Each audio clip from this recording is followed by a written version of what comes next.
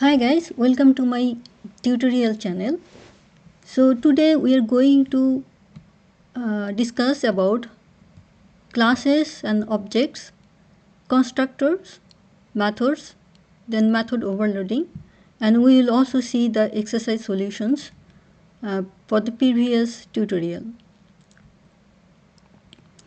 So far we actually learned about classes, that we know that variable and methods you need to actually write it inside a class, but we do not know that what a class is. Basically why we are using a class, right? So today we are going to discuss deeply about class, objects and methods. So starting with a class. So what is a class? A class is a template or blueprint that defines the form of an object.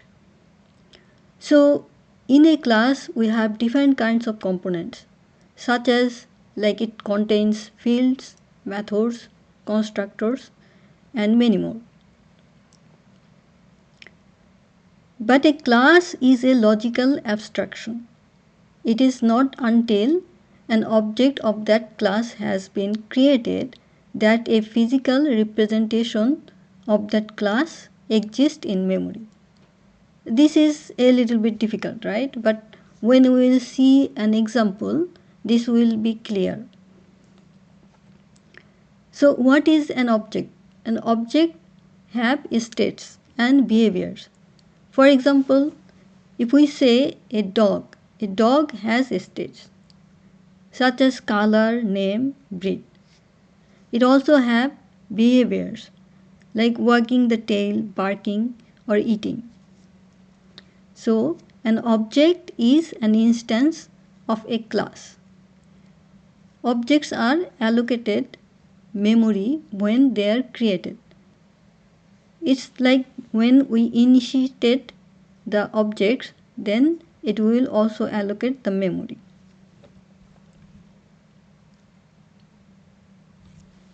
Let's see what is the general form of a class. The general form of a class is you need to say that the class keyword, then the class name. You also have the modifier like the public or private, the public modifier. So the class and the class name. Class is the keyword and class name you need to give a class a name. Then inside the parenthesis of the class you declare instant variables. So instant variables you can declare many more instant variables. Also you can declare methods.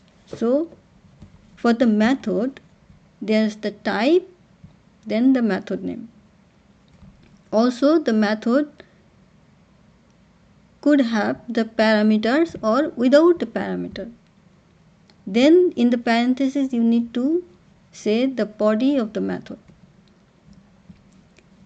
Same as the variable, the method can be one or more than one.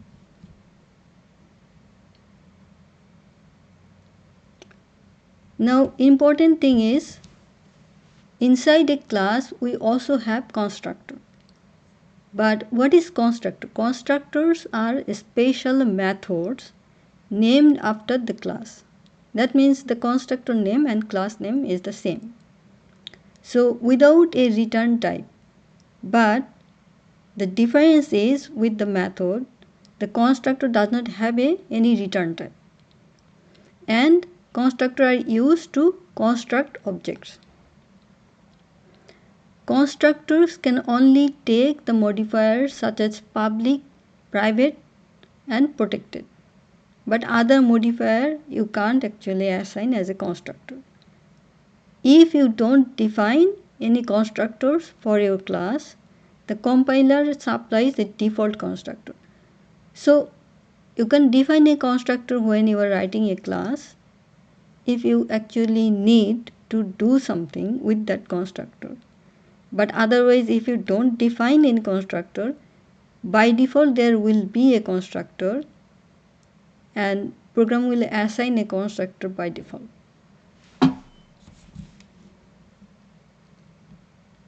So let's see an example. You remember the previous example, we have the bank account class. So here we have a public modifier, class is the class keyword, and bank account is the name of the class. Now we have declared a private double balance. This is a instance variable. Now we have also a private helper method. This is a helper method. So it has like private void log transaction and also have like parameter string type and double amount. So this is a method. We will learn more about method later, but let's see the constructor. What is the constructor? I said that constructor should have the same name as class name. So we have the modifier public, then the same name bank account as the class name. And here we are actually initializing a double initial balance. This is a parameter. So we are having a constructor with the parameter. Now here if you look, this dot balance equals to initial balance. So what is this? This keyword. So the this keyword is essential for differentiating between local variables and local variables like parameters or methods variable. Okay, and the instance variable like this one. This is also called a field. So when they share the same name, that allows you to correctly initialize or modify an object state. So right now it is, if it seems too difficult, just think about it. You can do this dot balance and you can initialize the variable into the balance this way. So don't complicate things. Now after this statement executes, we have another one, the public double get balance. So get balance is the method, getter method. This is also a method. It also have a return type. Now let's see here another class. So this one is the main class. So in main class, you declare public static void main, then you say that bank account, which is this class name, and say that a variable name my account, then you initialize new bank account with a initial balance. So this is actually creating a bank account object called my account. Now let's see here, after this statement executes, this my account will be an instance of bank account. So it will have physical reality. Before this, it does not have a physical reality. But now when we initialize this, then it has a physical reality. It creates memory location to hold a reference to an object of type bank account. No object is created and no memory is allocated for an object before that. So now let's see. A class definition creates a new data type. In this case, the new data type is called bank account. So when we say bank account, my account, this particular line, then it's my account. Here it is actually creating a data type. So when we initialize new bank account, then it is creating in the memory location. So it creates the memory location to hold the reference to an object of type bank account. So this is now actually referencing this, the balance, and it has a memory location. So before that it does not have any physical entity, but now when we initialize it, now it has a memory location where it initializes the bank account, the balance.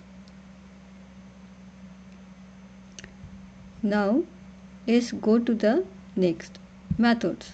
So a methods is a block of code that performs a specific defined task and runs only when it is called.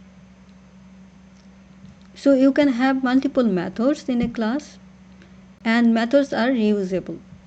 That means it is essential for organizing the code, and you can also reuse the methods, and you can call the methods from another class. Method declaration syntax: we first say the modifier, then we have the return type, then we need to put a method name, and then we can have parameter. So you can have more than one parameters, then inside the parenthesis the method body. Now we know what is modifier. Like modifier specifies the access type, that is like public, private, or protected, or by default, and other characteristics like static or struct. When we say return type, that means the data type of the value the method returns.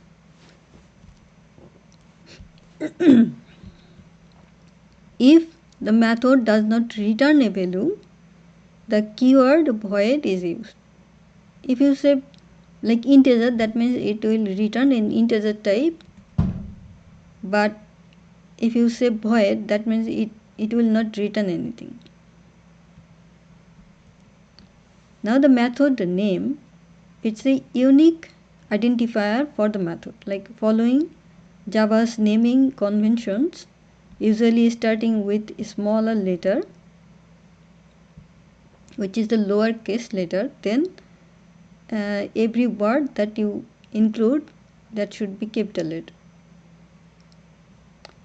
And the parameters are a comma separated list of input values preceded by their data types. So you also have a data type of the parameter enclosed in parentheses. If no data is passed, then empty parentheses. We used empty parentheses for the method. Now let's see an example. So here we have a method example. Like the same example in the previous one, we have private. This is the modifier. It does not have any return type, so void, and log transaction. It has parameter like string type. Type is the string type parameter, and amount is the double type. And then you have the body of the method. You can also do calculation if you want, like this one. In second method, public void deposit, it also have a parameter, but a single parameter, and you have the calculation in here.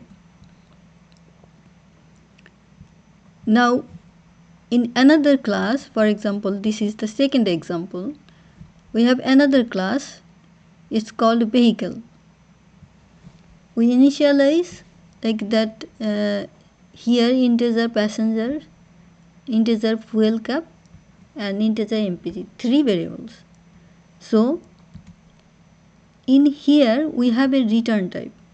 So in this particular method, if you see public integer range is the method name, and we have a return type integer, but we don't have any parameter. Like I said that method could be with parameter or without a parameter. So inside the parenthesis you have the return mpg and multiplication of fuel cap.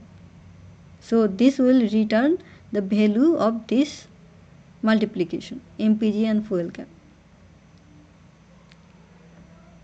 This is another one, double fuel needed. So if I don't say anything in the modifier, then it will be by default as a public. It also have a return type.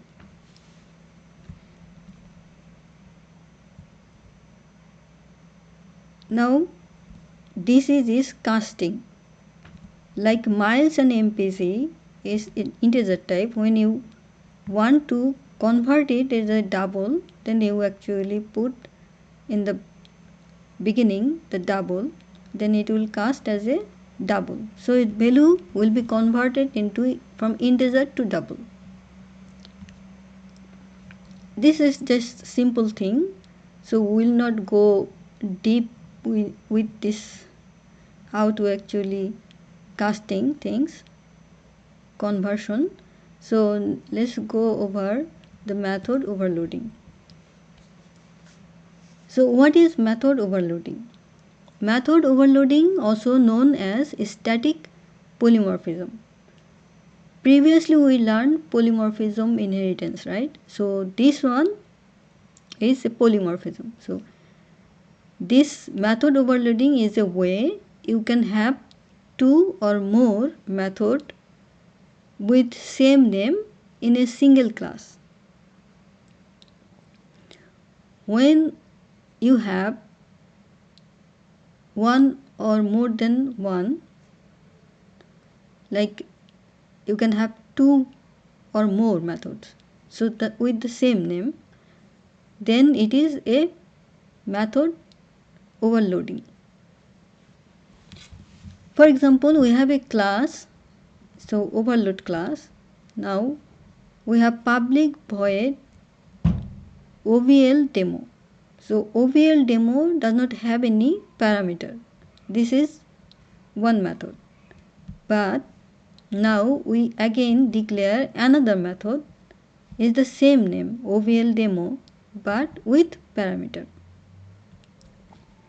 This one has no parameter, but this one has a parameter. But the name of the method is the same. So this is called method overloading. Now previous tutorial we have 5 tasks, and these are the exercise solutions. So first task was like write a program that calculates and prints the sum of all natural numbers from 1 to 5. This is very simple. We used a for loop and the 5 is the limit, so we calculate and prints the sum of the 1 to 5 numbers. Second task was write a program to print all even numbers between 0 to 10 including 0 and 10. And this is the solution of the problem. Our third task was write a Java program that iterates through numbers 1 to 10 using a for loop. Inside the loop, use an if-else statement to determine if the current number is even or odd and print the result for each number. And this is exactly what you need to do. Like you have a for loop, then you use if-else condition to determine it's odd or even. Similarly, task 4, write a program that will check if a given number is prime or not. In here we are checking prime number, but if you can look into this example, we use a scanner. And we also import Java util scanner library. So when we import a library scanner, then you can use the scanner. Why use scanner? Scanner gives you the functionality to input a number from your keyboard. So when you say a scanner, the variable scanner, and new scanner, initializing the scanner, then system.in, then system.out.println, you say that enter a number to check. Then it will give you in the program, when you will run this program, you will see that it will give you the function option to actually type the number. So it is giving me the option to type the number, so you can actually type any number as an input. Then you close the scanner. That means once you put the input, then this line will execute, and after that you don't actually need any more scanner function, so you close the scanner function. And this is just simple. After you input the number, for example I input 29, then it will just check if this 29 that I put, if it's a prime or not.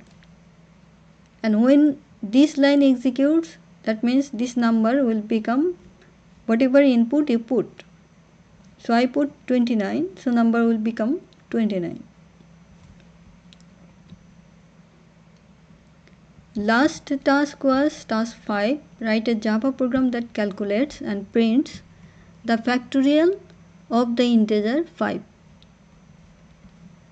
This is a simple program, but here we actually have the function which calculates the factorial. So public static long calculate factorial.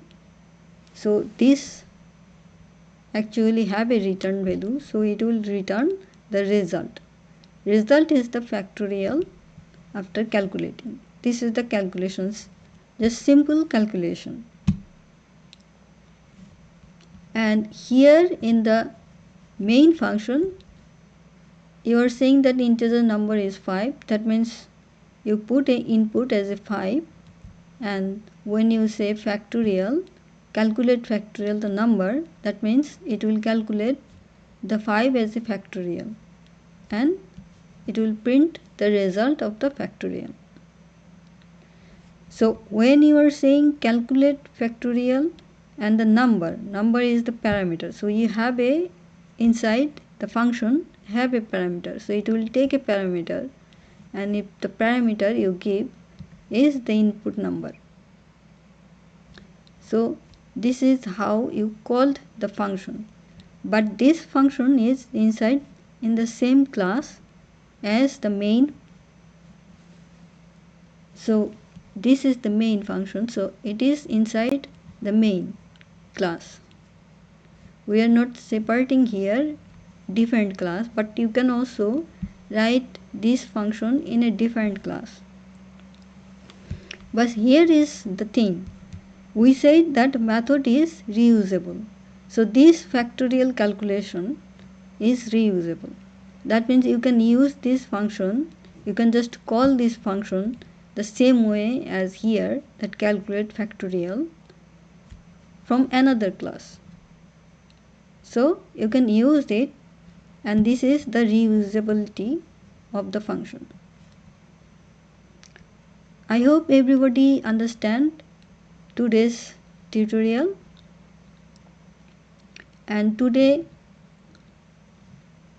we see that 5 tasks, that before we have the 5 tasks, we also have the solutions, and we have the exercise solution, also the method and how the method overloading works, and so on. And I hope everyone understand, and that's all for today. Thank you.